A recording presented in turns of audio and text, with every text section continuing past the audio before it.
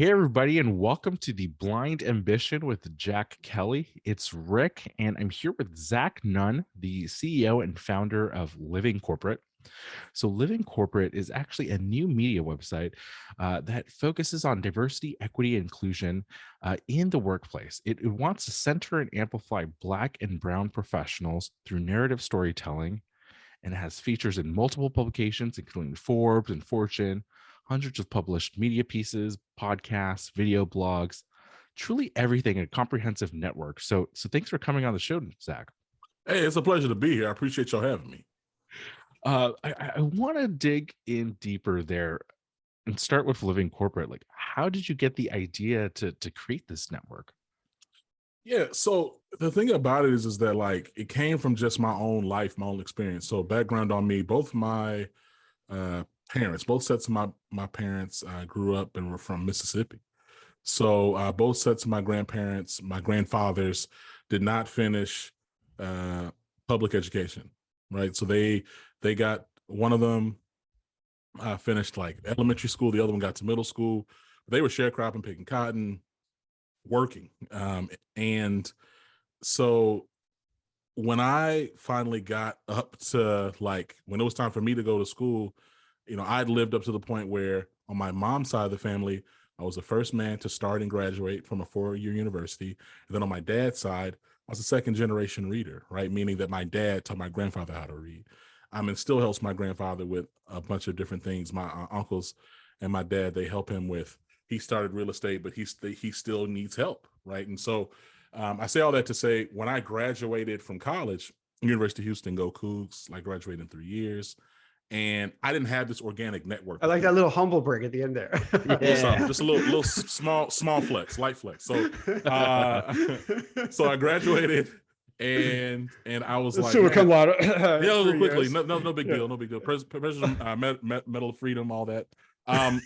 So I didn't have this organic network though, right? Of like people that like looked like me to help me like navigate, right? And it was interesting because I remember when I was at University of Houston, and I remember people talking like, "Oh yeah, I'm gonna go over here because my uncle is like the director of such and such over there," or like, "Yo, I have a family friend who's like a VP over here," or whatever the case may be. And like that just wasn't the thing. And then on top of that, University of Houston is great. Like I appreciate the school, but like it's not it doesn't have the same network as like a UT or a Texas A&M in Texas. So like even when I graduated, like I got into these spaces and like it wasn't a bunch of UH graduates, a bunch of like UT folks, A&M folks, white folks, and like they had all their networks. And so I came into this space. It was a trial by fire is my point. And I was one of the onlys on top of that because I was the only person, I was in HR. So HR, as y'all probably know, at the non-executive level is mostly white women.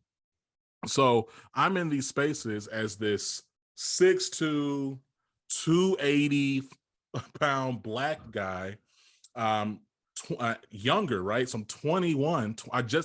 I graduated when I was 20. So I was 21 in like an HR manager position, right? Managing like people who are like in their 50s. And so all of that being said, it was a trial by fire. Every now and then though, people that look like me would come along and they give me like a little nugget of wisdom. Hey, make sure when you do this too, whatever the case is, they should just a little bit of mentoring, but like, it's almost like they would like pop up and then they go away. Right. And that happened like maybe 3 or 4 times. And finally, like a handful of years ago, I said, man, like, what would it look like? I've been blessed to like not destroy my career. Like I've been able to like survive some of my failures, some of my mistakes. I've been able to actually learn and grow. Everyone doesn't have that same privilege and opportunity. Everyone doesn't have like those 5 or 6 instances that I even had, right? Like as that sounds, over like, over like 8 years, I had like 5 or 6 instances of real mentorship. And so I was like, man, like, what does that look like if I was to create an environment and flatten access so that everyone could have an opportunity to have that real level of conversation, really listen to, like really get poured into from people that look like them who've been here a little bit longer and talk about the real of navigating the workplace. And like, that's where Living Corporate came from. I'm kind of curious because,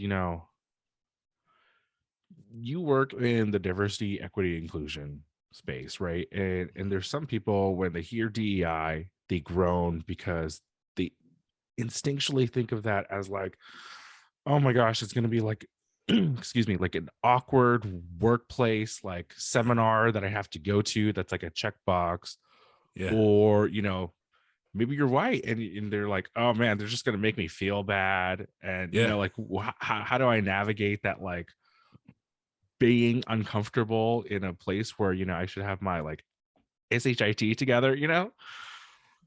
That's cute how you spelled that out. It reminds me, Yeah. I got my, that's what we do around Emery, my 2-year-old. You know what I'm saying? We like spell things out. That's funny. No. I think the reality is like, yo, corporate DEI sucks. Like it's really bad. It's the worst, actually. And you're absolutely right. I mean, it's like, yo, let's come in here and like sit down and we're gonna like throw a bunch of jargon at you that we just made up like last year. Hey, like come in, white guys, we're gonna tell you how you are trash, like for like the next, I don't know, 30 hours, and we're gonna make you examine your privilege and apologize and whatever. And you know, I genuinely believe that like like DEI, like as it's popularly practiced, is a capitalist scam, right? Because like what happens is some tragedy happens, right? Something bad happens. And then corporations scramble because they know from a branding perspective, they have to do something. Like from their external brand, they have to make a statement. So they might hire a PR team or something like that. Internally they know, okay, we got to say something because we have a handful of non-white folks here, and then also we have some white folks that actually do care about these things here, so let's go ahead and hire somebody. But they don't ever hire anybody to do any real work. They hire people just to kind of say, like you said, they check the boxes. Okay, hey, I'm gonna hire this person. Don't come in and talk about our actual policies and practices that actually create disinclusion. Don't come in and actually like do any type of data analysis on our historical hiring trends or our promotional velocity for historically marginalized people, or any type of salary analysis to identify potential inequities. Don't do any of that. I just want you to come in here and tell us why the N-word is bad and why, like maybe we should use nicer language, right? That's what they do. And they'll pay these companies 50, 60, $100,000. And then they just kind of go, okay, we did something. And then like 6 months later, I don't know, it happens the SHIT happens all over again, right? And it just cycles. Like that's the thing. So, um, for anybody who's like, yo, they roll their eyes when you hear DEI, like I'm like, yeah, I mean, I groan when I hear it too. That's why, like for us, like for me, living corporate, we use that language to quickly level set. But then you'll see, like, if you go to our website and you listen to our podcast, we don't really talk like that. Like we're literally just talking about the actual lived experiences and perspectives of historically marginalized people. We're having conversations like this. And so the hope and the goal is, and the expectation, what we've seen is you learn more that way because we're having an actual conversation. I'm not hitting you with a bunch of words that, frankly, a bunch of like white liberals that have no actual exposure experience in the real world made up. I'm talking to you from like my actual experience, and I'm talking to you, and I'm talking to other people who who have experience and exposure in these spaces. So basically, you just blew up all your friends in diversity and inclusion. So You you need do to. know that this is going to go live. And I want to. You just exposed, this whole scam Bang, bang, bang. out there. For those who are listening, I'm punching the air. Yes. Okay. I don't want you to get in trouble. And later on, when it goes Nah. hey, Jack, Rick, why didn't you tell me to stop? I don't want to lose No. all my friends and No. lose my job, and everyone's going to hate me. No. Here's the thing. It's like, the reality is like, one, like if you check out, I mean, we've had so many conversations about this on Living Corporate, right? Like we talk about this all the time. Like I am on record calling corporate DEI a scam. Like, what do they do? Like when you say that, do they kind of they go, say, wait, you can't say that? No, they go, what, yeah. how dare you? Really? They agree. They admit the scam. Of course. Oh like, hold on. So check this out. Like I just spoke with Erica Johnson, who's the head of diversity, equity, and belonging at Chime. And we talked about like, hey, like, what is this? Like, what is the future of DEI, and like, what is the current landscape? So, and we agree that like, so here's the thing. Think about it like a spectrum. So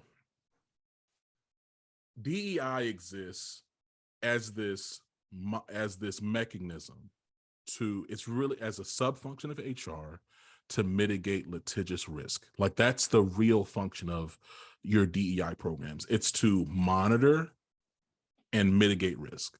So like that's what ultimately what any company is going to really want DEI to do. Now, there's a spectrum though of like external DEI practitioners, right? So and just DEI, even people who might come into and go internal to DEI. And so I'm going to describe the spectrum. So like on the far right side, you have like this like assimilationist framing. So, hey, we're not going to talk about race. We're going to emphasize gender. We're not going to be intersectional, meaning we're not going to really talk about multiple identities at once. We're not going to talk about power. We're not going to talk about policies or procedure. We're not going to talk about like real data-driven, data-backed inequity. We're not going to do that. We're going to try to talk about how we're all similar. We're going to focus on sameness and not difference. We're going to really heavily monitor behavior, and we're going to keep everything surface. That's like far right, and like I would say of the spectrum. And then you have far left, which is like much more so like activist, focused on, yo, we're going to dismantle systems, and like we're looking to like completely reshape all of the structures that have been created here that are historically inequitable. Much more activist in its like leanings and philosophy and policies and like and approach. Much more quote unquote radical in its language. Much more focused on like naming behaviors and harms and systems. And like that's the battle right now, right? Like I would say that me personally and Living Corporate is like left of center left, and probably further left than that. And I would say that typically on average, DEI, corporate DEI, while it might not be the furthest right that I described, it's right of center right? Like, and so the people that I talk to, we know that, we agree. I had one person on the podcast. Should I say her name? I'm not gonna say her name, but I did have somebody on the podcast, and I asked her flat out, and I said, "Where do you think you exist?" And she said straight up, "I'm on the right, because that's how I make my money." Right? She's a white woman. She gets hired by big Fortune 50 companies, and she comes in and kind of just massages egos, and she collects her $40,000, and she does it again. All right, how do Rick and I get in on this? Hey, so first, so let me tell you something. Y'all are already in really good position. You're a white guy, and Rick is Asian. So y'all are already, not black. So you're gonna be able to be. All I gotta do is give y'all a couple of handbooks. Just cut me 15%, and I mean we can get in. All right, we're in. Let's do it. All right, let's go. But wait, let me ask you this, because this is so weird when you talk about like privilege. So you mentioned about your parents and grandparents. Yeah. So the majority of a Jewish, I guess self-identify in large part Jewish, right? And I was fortunate that my grandparents came here to this country, didn't speak any English at all, didn't have any money, anything. And they got out right before, the Nazis kind of just literally took. I have like virtually no relatives, because they were rounded up, put in cattle cars, sent to concentration camps, tortured, worked to death, experimented on, put in gas chambers, died. Right. So then, my grandparents here didn't speak English. My brother, my dad and his two brothers all slept in a bed together. Eked out a living in Brownsville, which at the time wasn't so great. Now it's not so bad. Sure. So that's, what I mean? So like when you talk about it, I don't know why you don't bring up things why when talking about, different backgrounds, you just assume because of the color of someone's skin, hey, they just had a pass. Because of, I'm white, all of a sudden I get all the breaks. I didn't have any breaks. I grew up in a really bad neighborhood, a really violent neighborhood, very dangerous neighborhood with your cars were always broken into. You had organized crime. It was not good. So it was, and I didn't have any mentors, because all my buddies, all the kids I grew up with, their dad worked in the supermarket. Their dad was a cab driver. And I'm saying dad because back then a lot of the mothers didn't work, or they were just a lot of chronically unemployed people. I mean, so there wasn't anybody there who could really give me good advice or mentorship at all. And and I think probably when you said people roll your eyes about, diversity and inclusion, there are folks like myself who say, hey, no one said to me, Jack, hey, you're a fellow white guy. Here you go. Here's the ticket. You have entree to this. Not at all. Not at all. And you feel left out because you're like, wait a minute. It would be one thing if I had every, door open for me. That's one thing. But if not, it's like, wait, that's not fair. Why should I be lambasted?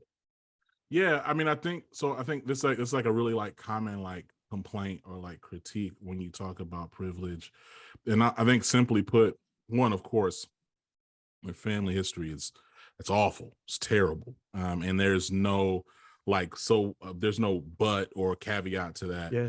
I think the reality is that white privilege means, and also I think it's also important to say that whiteness as a definition in this country has shifted and changed over time. At one point, Jewish folks were not considered white. Italians were not considered white. Yeah. But as more Black and brown populations grown, then white folks continue to expand and pull in what whiteness is and allow other groups to be white. So it is not a static. It has not been a culturally static definition at all. It's actually flexed and grown over time. I think though, directly to your point, white privilege isn't saying that your life was easy, and it's not saying that you were literally handed something. What it's saying is that irrespective of how challenging your life was, your skin color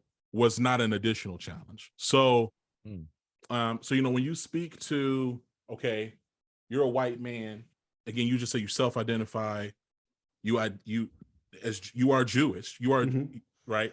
The reality is that if you and I walked into a store wearing the exact same clothes, there are going to be certain things, assumptions made, access given to one of us that will not be given to the other. If we talk about even just the history of real estate and like home buying in this country, right? Like just how you looked literally determined where you were able to live. It determined the price of the home that you maybe bought, right? So like, I think that when we start making the argument of, well, hey, I'm white, just because I'm white doesn't mean that I wasn't poor, or just because I was white doesn't mean that I wasn't this or I wasn't that. I agree. Like that's not the argument at all. The argument is, do you think, and I mean the data would show over time that a Black person who is also poor and also grew up in a violent neighborhood has to deal with all the things that you just named, and they also are Black. So I think I challenge you, and I would challenge anyone listening to this who has that same framing, as opposed to seeing it, to look at it as, yes, your life is hard. We're not saying that your life was rainbows and gumdrops, because it wasn't. Right. What I am saying is that there are certain, I mean, we can pull it up. We're not like in real, like we're not in a room together, but like, had I known we were gonna bring this up, there's data out there to show that even like today, that like poor white families and middle class or upper middle class Black families often live in the same neighborhoods, right? So like there's still some challenges and realities purely based on skin color that we are resistant to. And I think like it's important that we just grapple with that. It's okay. Like it's okay to admit that your skin color, Jack, and my skin color, because of the way this country has been built and structured, have created different experiences. And that doesn't make your experiences any less real. And it doesn't make your navigation of those experiences any less honorable or notable, right? You're not less than just because you didn't have to deal with having Black skin. And I'm not better than you because I had to deal with having Black skin. That's my answer. Well, I agree with a lot of your saying, but let's put this into perspective too. Think about this. I'm in a nice neighborhood now, right? Worked hard, a nice neighborhood.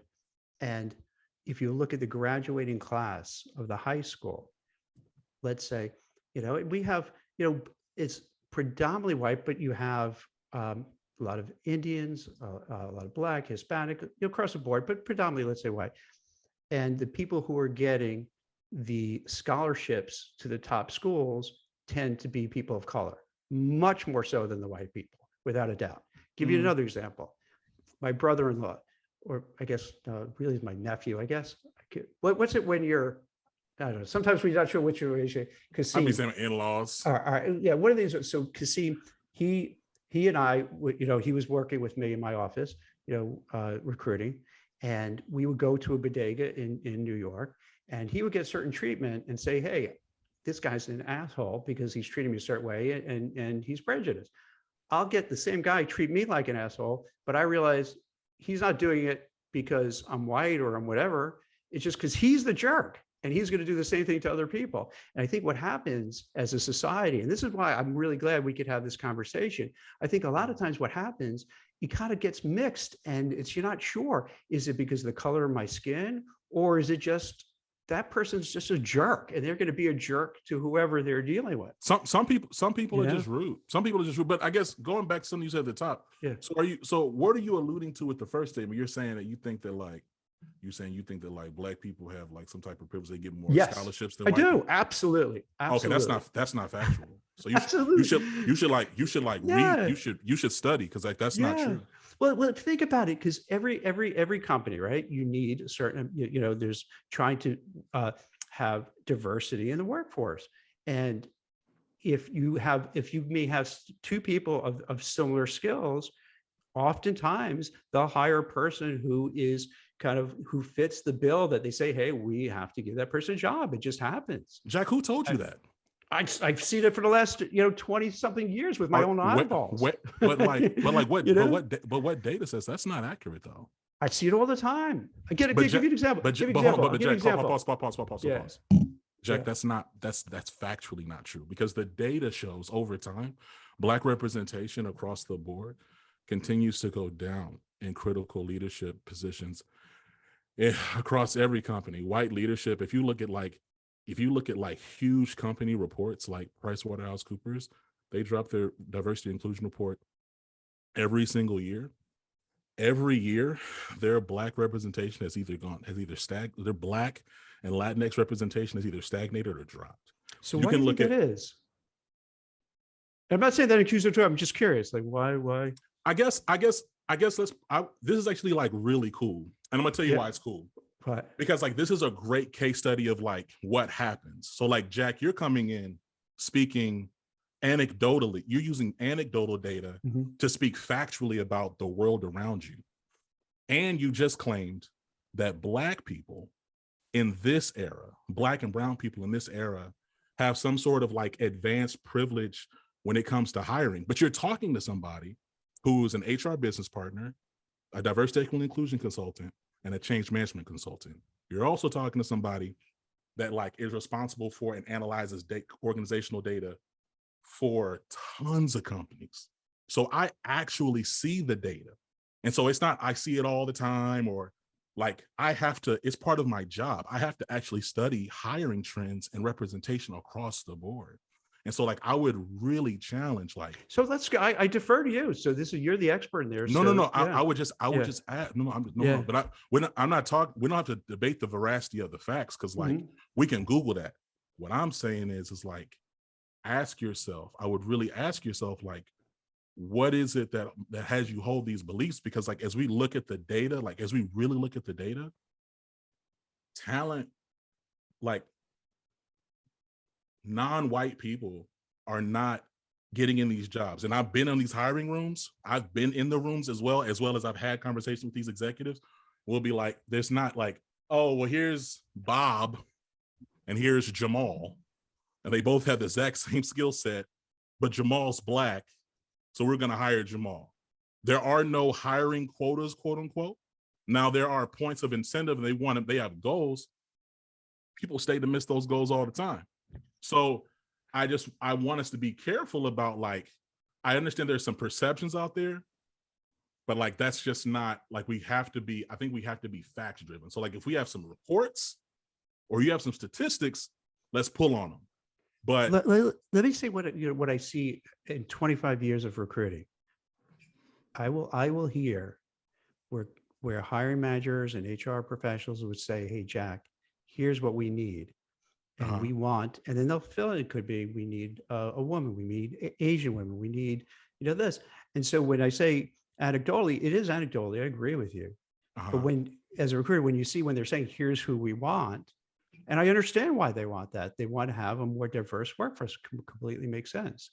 So my point was really basically, I understand they want to have diversity in the workforce, and I think that's a great thing to do, and I think it's really important to do.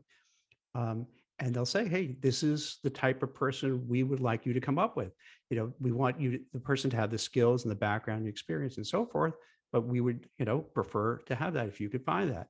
And I would be tasked as a recruiter to try to find, those folks who meet that criteria. So that's what maybe I didn't, kind of position the right way. But when I'm saying about anecdotal, that's kind of what I'm referring to. No, that makes sense. I think, and that's true that like, and I think that's real in terms of, hey, yeah, like, hey, we're looking to really like, we want to make sure that we hire this person in that regard. I think the challenge though is like when we frame it like, hey, we're trying to hire, we need to hire more East Asian individuals in executive leadership positions, and we want to target East Asians. Like a lot of times what happens is white folks throw their hands up and they go, "Oh, that's so racist." And the reality is like contextually, if you've been only hiring straight white men in executive positions for the last 30 years of your company, it is not offensive or wrong or unfair than say, "Hey, you know what? We need to be really intentional in how we hire, because like we have this hiring pattern of hiring the same type of person from like 1967 to today," right? So like I think my challenge is like, one, I hear you on, and you're right that there are times when folks will say, "Hey, we really want to get some diversity here. We know there's talented people out there. We can go to these talent pools. We can go to this. We can go to these pipelines, blah, blah, blah, blah, blah." I think to frame it though, I'm not saying that you're saying this right now. Sometimes people frame intentional diversification or intentionally looking to seek diverse talent as something that is wrong. And I don't think that that's logical when those same people groups have been notably and pointedly excluded for decades, right? I'm not saying that exactly. I think I'll give you another real life example. So I have a candidate, just happened yesterday, who we're recruiting to pull that person out of a job for another job. Mm-hmm. And one of the reasons why he's open to looking is because his company is a big investment bank, basically said, "Hey, we want to have a woman in that more management role." So he knows his career, he can't go to that next level. He's kind of stuck there. So that's kind of one of the reasons why he's open to going to another place. Now, is it good to have more women in senior level management positions? Yes. But for that person who loses out on getting that job because he's a man, and you know what? I didn't meet him because it was through another recruiter. So I don't even know, black, purple, pink. I'm not sure what. So, but he's felt, "Hey, I'm disadvantaged that I can't move up because I'm not a woman and now I have to leave." And the reason I bring it up is because it gets complex. You know what I mean? So when we have these conversations, I don't think that person will feel upset that he can't get a job for that. He loses out a job, and he has to leave. The reality is that men are not like the data shows that men are not out here losing out to a bunch of opportunities and jobs. Like men, particularly white men or and non-out white men are out here thriving in executive corporate positions and have for like the past 400 years. So like if there's a story where it's like, "Hey, actually, we want this person to have an opportunity this time," that doesn't bother me at all, because I know based on data that white guy who didn't get this job that you're talking about could probably go ahead and slingshot diagonally to another gig. He either will, in the and company. he will. Okay, And he will. He probably no, he will. No, listen. I want to be very. I feel this. What I like to have conversations is like be real about. Like, let's not pretend. You're right. He will. So then it literally doesn't matter, right? So like, I think that's kind of like I'm giving the count. You know what it is? I figure, what value would I give if I just agree with what you say? I think the value I have in this conversation is to give you. I'm not knocking you. I'm not knocking you. I'm just to take a more like stronger stand on, so you could say, oh, all right, this is, because listen, let's be honest, how many times could you have a real conversation with someone who just kind of, where they'll be open? I feel that's as good. Yeah. No, it's great. This is what we do. We do this on Living Corporate every day. I think I don't feel like I'm talking to Jack Kelly. I'm talking to the average white guy with these holes. So I hear you, and I like, we're having a dialogue. It's good. Yeah. What I'm saying is like, every time there's especially like particularly white men who go like, man, like, oh shucks, golly gee, I didn't get this role. Wait, so and I'm like, all right, wait, like, Jack, the white guy's like, oh gee, golly gee, oh golly gee whiz, I didn't get this job. And it's like, okay, if you just wait like 6 more months, you're going to get like 3 more opportunities. Either one, to go probably be the person that just got this role, probably be their boss, or to take some other senior leadership position, or to go take something else. And guess what? Like, the world is going to keep on spinning. I've yet to see like, but like, I think the other thing, Jack, is like, what you're speaking to is like this, it's real reality of like all these fears that men, particularly white men, have of being replaced or being usurped. And like, this idea of like the whole like great replacement theory stuff, like people don't explicitly say those things out loud all the time, but every now and then you'll hear people say, oh, it's hard to be a white man, or like it's really hard to be a man, or like it's to get a job. Who is that guy who he writes all the book? He wrote a lot of books, like I can't remember his name, but he was talking, it wasn't Tom Clancy, but he writes a lot of like spy thriller books. Anyway, he was talking about how it's hard for white men to be published. And it's like, yo, the data shows that the largest group of authors that are published in American literature are white men, right? So it's but there are more white men. I mean, percentage wise, you got to put that into fact too. Think about it. If you think about what's the percentage of white men compared to, let's say, Hispanic men and Black men, the percentages. So you would, in terms of total percentages, you would have more white men in certain fields. It's not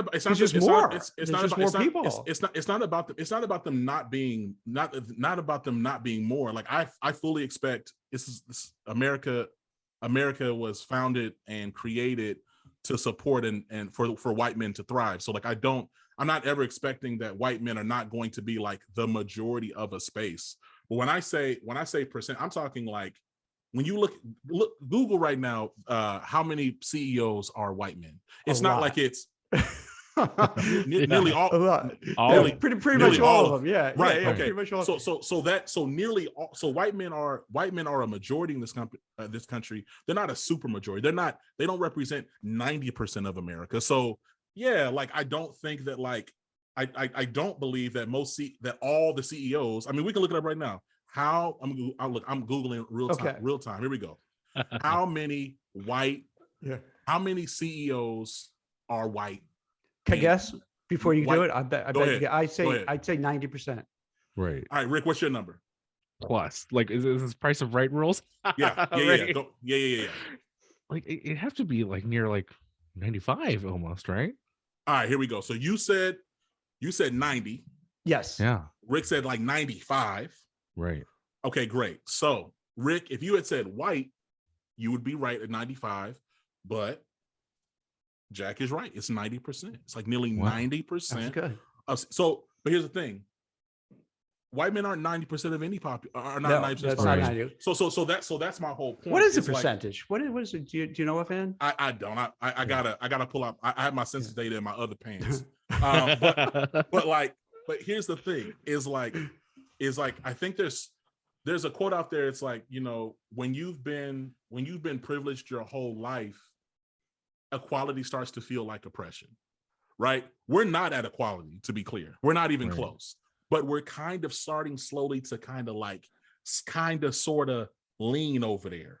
And even that partial leaning, just kind of feeling like we might start looking at equality. Again, we haven't really done anything, but like, let's say we're just kind of tilting our head to look at it. And there's people out here who start crying, thinking that the world's about to end, right? We got to take away women's rights. We got to make sure we get everybody back in control. We might take away gay marriage. We might take, like we gotta get our power back, even at the slightest inkling that the tables might be not even turning, just tilting.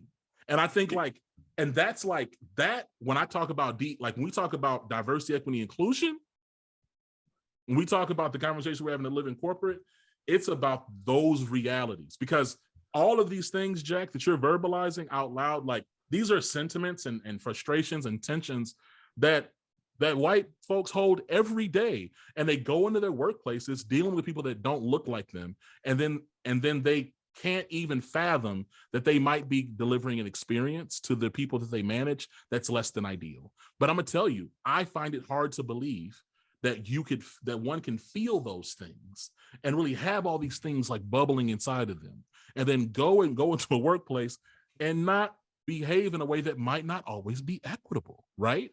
And so like it's about being honest and having frank dialogue, not just with one another, but having frank dialogue with yourself, because that's the honesty and frankness is the only way we're going to get there. We're not going to get there with a bunch of this is going back to what we said at the top. We're not going to get there with a bunch of floaty, fluffy words. We're going to get there by being honest and facts driven. We got to look at data. So, Rick, I know you have more, because I'm gonna say this last thing. I'll let you ask my question. So like, what did Ben Shapiro say? Ben Shapiro is like, he's very interesting to me. But anyway, he said something like, facts don't care about your feelings, and so he's very quick to he'll speak in a very high pitched tone and speak very quickly, and people think he's very smart. But he's right. Facts I do believe in data, and I do believe in facts, data-driven quantitative measurable proofs. And we can look at the panoramic of this country.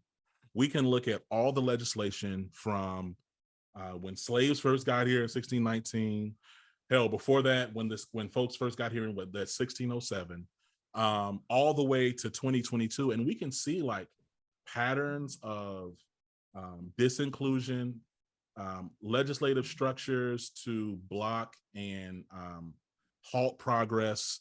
We can see laws erected and then undermined.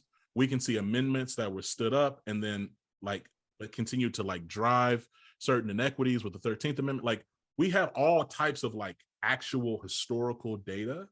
And so I believe we're at a point now where yes, let's have the dialogue, because we're going to continue to have to talk, but we have a huge body of information, and it's now about us actioning so we can move forward. And that for me with living corporate is what we do. We have the conversation and then we get practical. Okay, hey, so what do executives need to be thinking about in this moment? Hey, we're in the middle of this whole economic anxiety. What needs to happen for us to actually create belonging? We're asking those questions, and then and it's professors, executives, entrepreneurs, elected officials, thought leaders, all literally giving real talk and advice about what's going on and what needs to actually happen and change.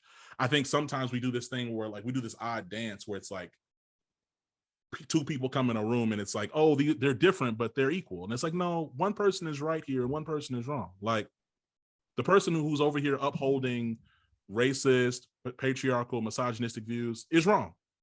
And they need to be told that they're wrong. And they need to listen. And we need to get on the same page so we can actually progress and create equity for everybody. And I think that's where I'm at in terms of this whole space. This whole let's just have a dialogue and kind of kumbaya, I think is really, really silly. It's insulting and it wastes a lot of time. Right. That's the thing, right? You have these companies you mentioned, they have these audacious big, hairy diversity, inclusion, equity, belonging goals. Yeah. They miss them all the time. And All what the I time. find really fascinating is you have folks like Google, Meta, Twitter, like all these like tech giants, right? Like you have the companies with some of like the largest resources in the world, you know, like PwC, all these banks, and they miss their goals. They're spending millions of dollars. So much money. You know, they you would think they have like some of the most innovative or like smartest people, you know, at their companies, and they're trying to work on this.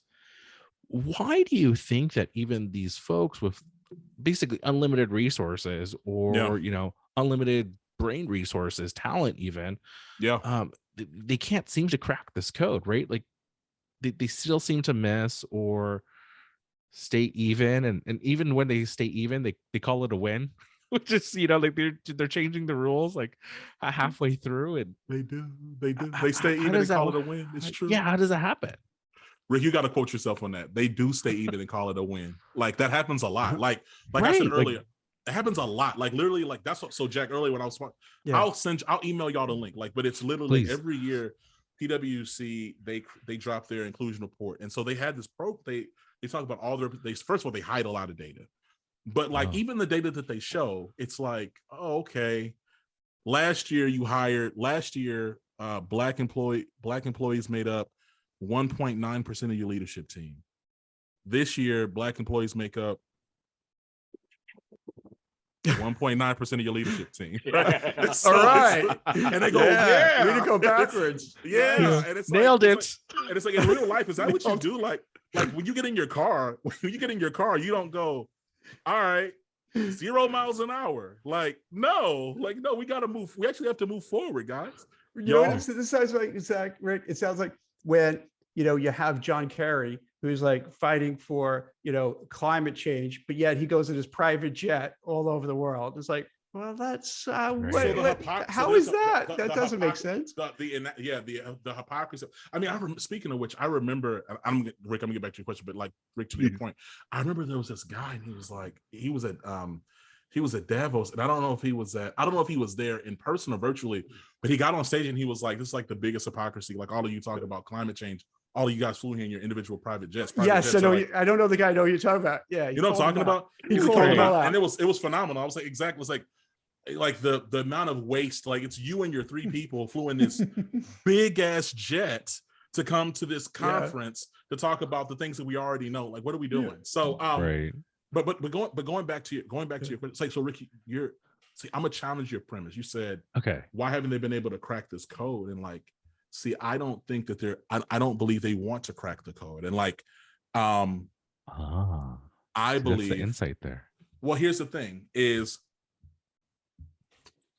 companies benefit from having the power. Like so much of like the scary part of DEI and like all of this work is power redistribution. It's actually giving authority to those on the margins for them to have some level of say so as to what goes on in the company. That's terrifying to these organizations. Maybe I'm really naive.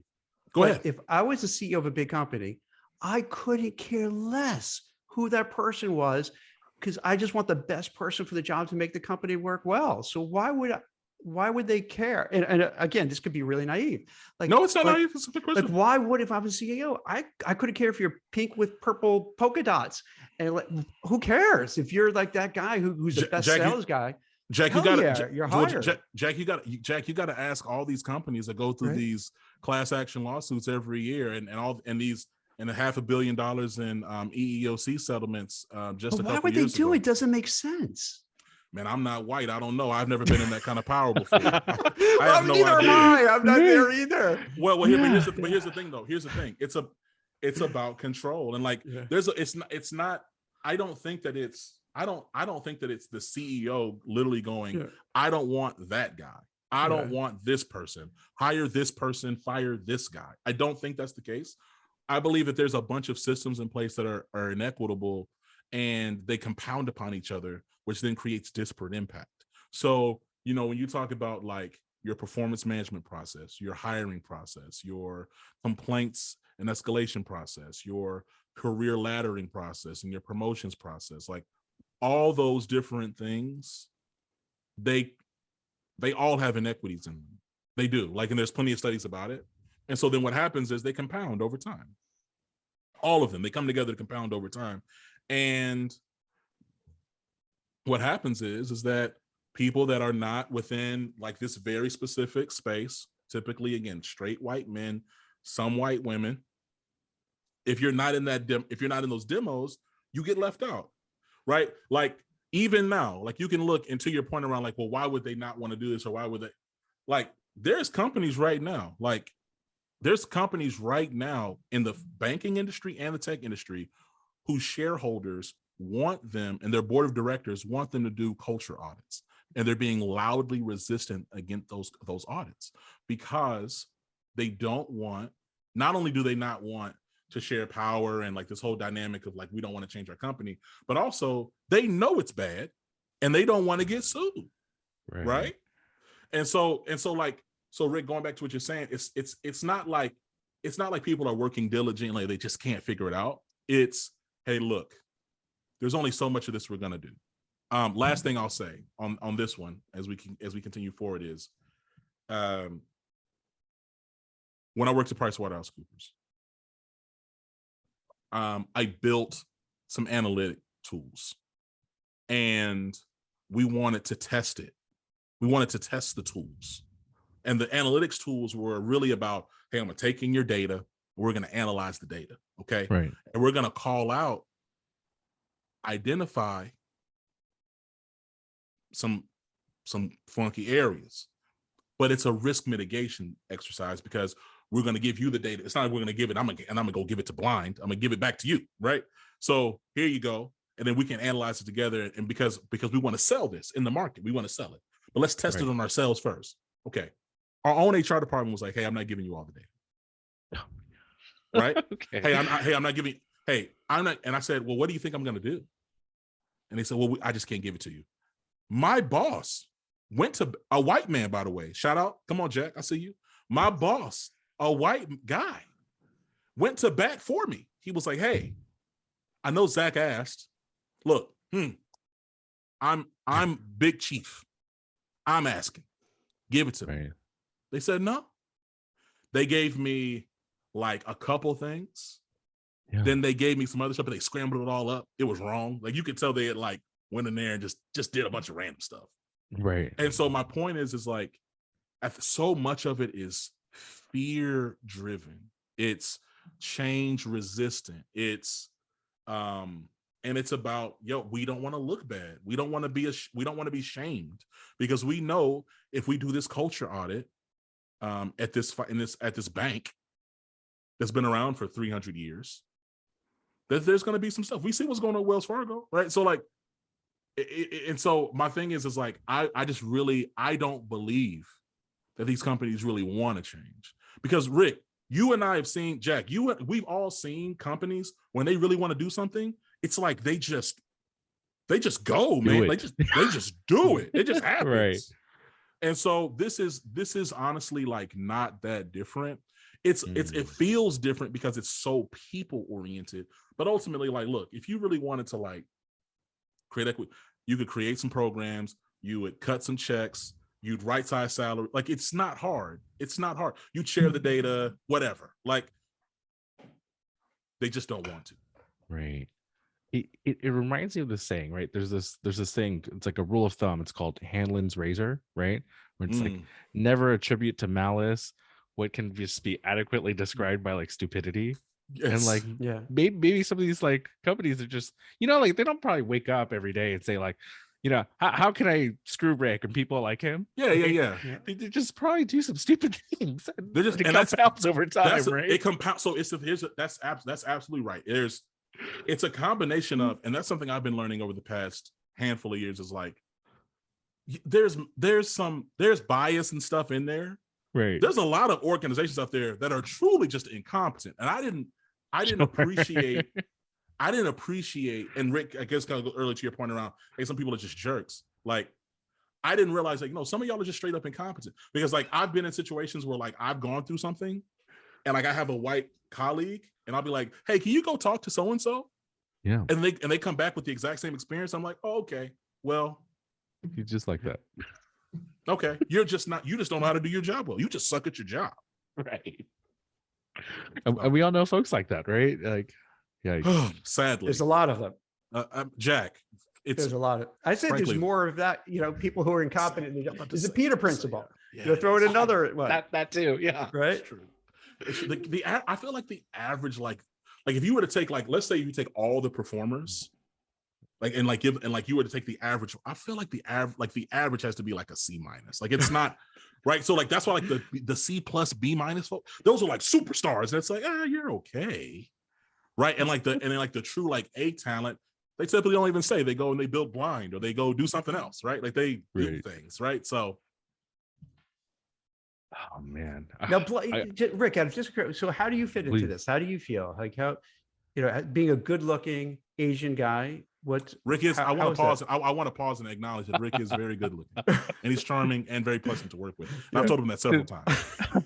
you have, thank you.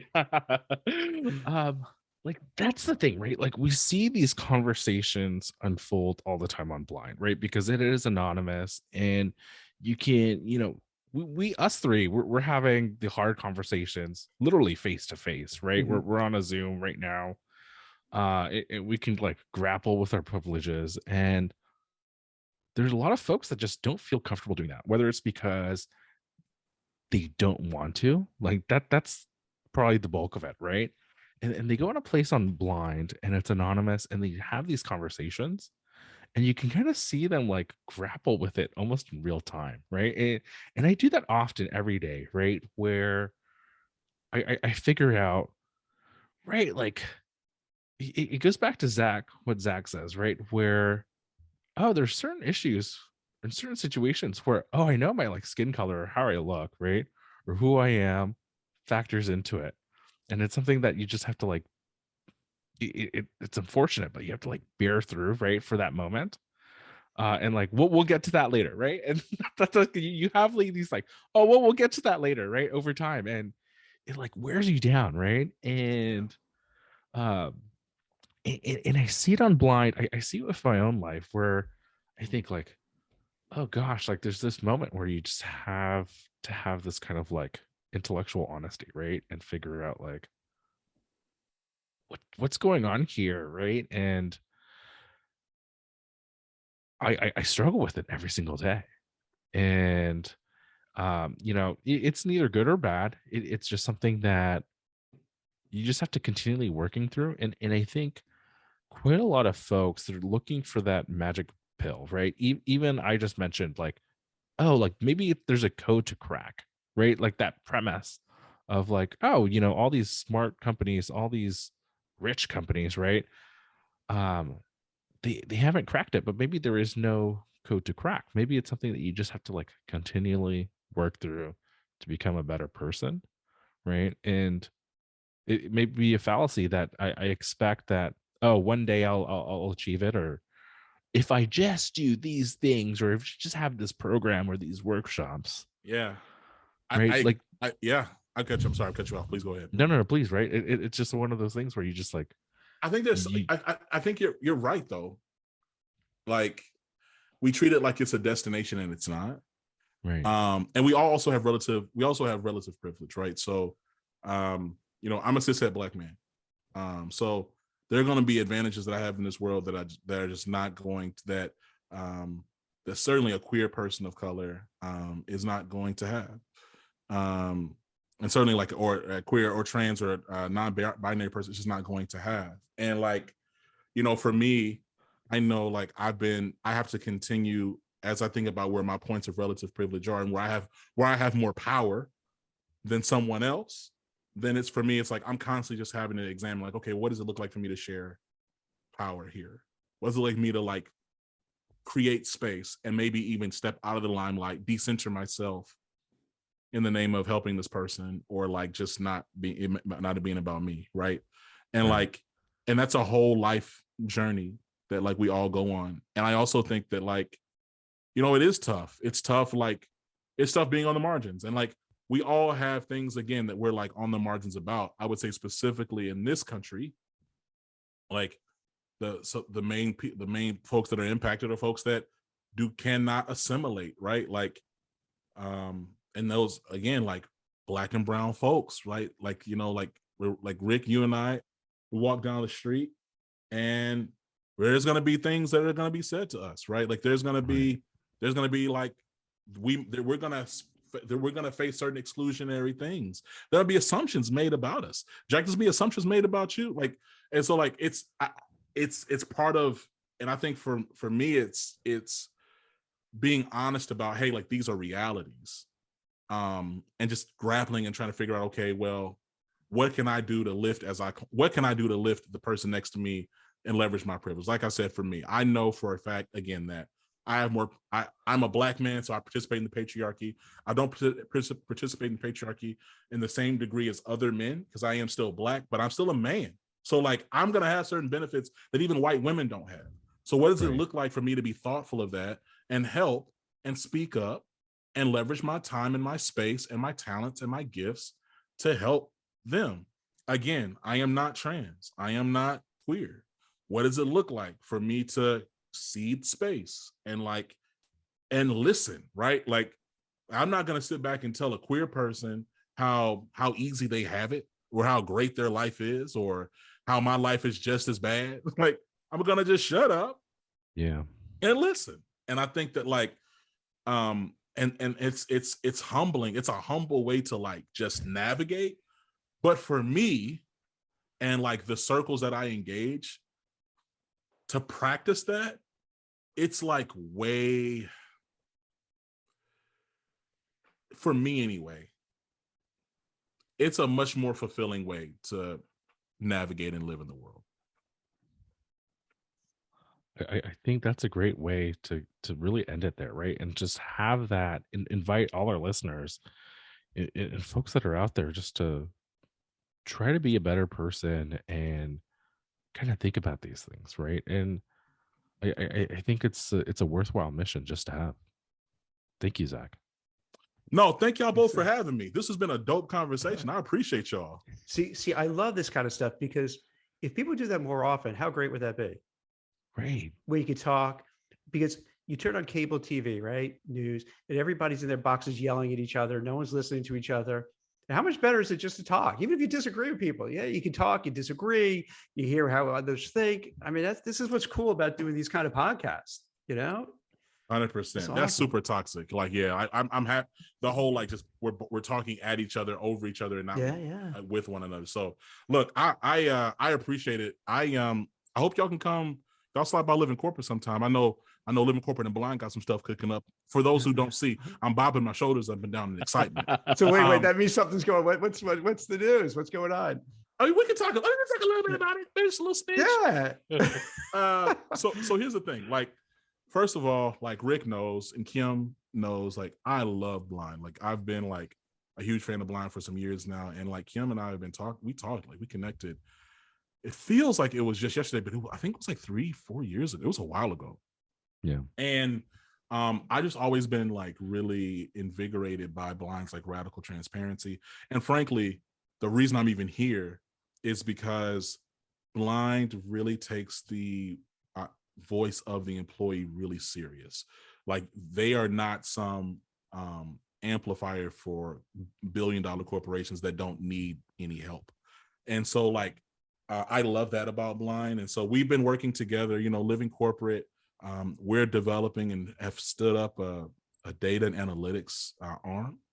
And we're working with Blind on a regular basis. I'm not going to be hyper specific, but on a regular basis to publish thought leadership, leveraging data and surveys, and then and talking about what that data means as it pertains to just employee experience, not just quote unquote diversity, equity, inclusion, but really about the perspectives and experiences of people at work. And I'm just so excited about that. Rick and I, we had our meeting with Mike, shout out Mike. We had our meeting recently to walk through our latest set of analysis and from the surveys. So you're listening to this, you take the surveys. Thank you for taking those surveys. Of course, they're fully anonymous and all that. and you're going to see more co-branded thought leadership from Blind and Living Corporate about just the reality of navigating these workplaces. And I'm just really, really excited about that. There's other stuff going on too, but that in particular, I am thrilled about. And like, it's just because of Blind's partnership, like Blind's willingness to partner and even be honest and share and be transparent, that's even able to happen. Like there are other similar apps that are not near, that are completely different ethos. And I'm just honored like to be able to be in partnership with y'all. So thank you. Yeah, no, I'm happy to send you just the raw Excel spreadsheet. I'm not going to fiddle around. You're not going to play with it. and we'll work through it, right? That's the thing, right? Where you just got to work through it.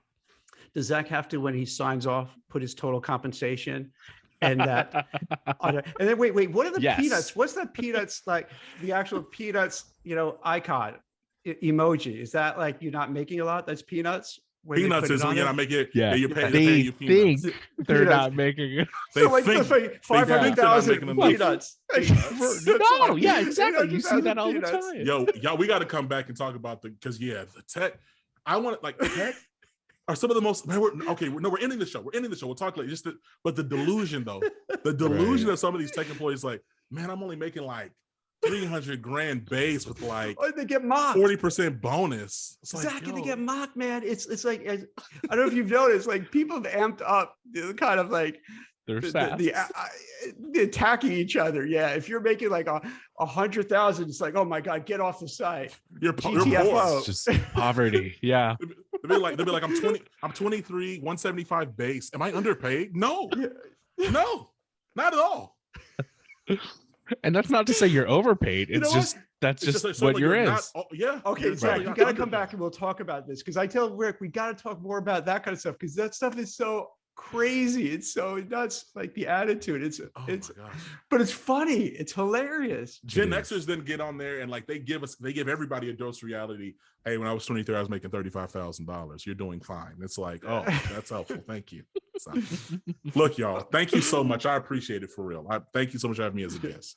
Oh, I'll play, man. Thanks for coming. This is great. This is so much fun. Thanks a lot.